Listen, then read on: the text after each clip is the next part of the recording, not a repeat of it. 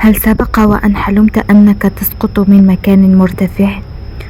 يعد حلم السقوط من أكثر الأحلام شيوعا بين الناس، وقد يراه الشخص مرة واحدة في حياته أو يتكرر معه أكثر من مرة. لكن هل لهذا الحلم معنى واحد؟ أم أن تفسيره يختلف من شخص لآخر؟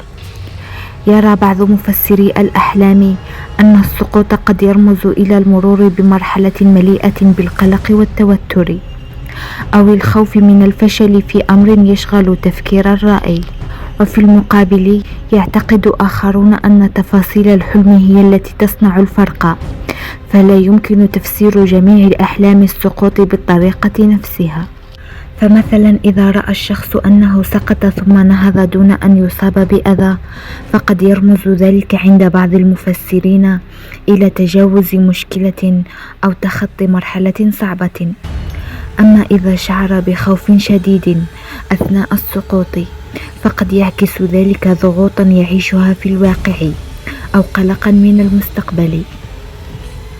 وهناك من يرى أنه سقط من مكان مرتفع لكنه نجا في النهاية، ويذهب بعض المفسرين إلى أن النجاة في المنام قد تكون رمزا لتجاوز العقبات بعد فترة من التعب والصبر.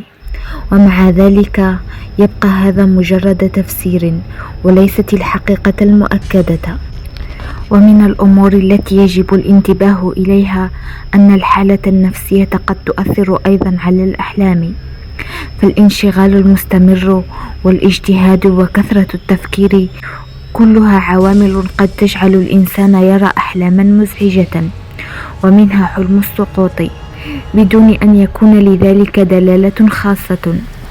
ولهذا ينصح دائما بعدم بناء القرارات أو الأحكام على الأحلام وحدها، لأن تفسير الأحلام اجتهادات قد تصيب أو قد تخطئ، وتختلف باختلاف ظروف كل شخص وتفاصيل رؤياه. وفي النهاية إذا سبق لك أن رأيت حلم السقوط، فما هي تفاصيله؟ وهل استيقظت قبل أن تصل إلى الأرض أم أنك رأيت نهاية الحلم كاملة؟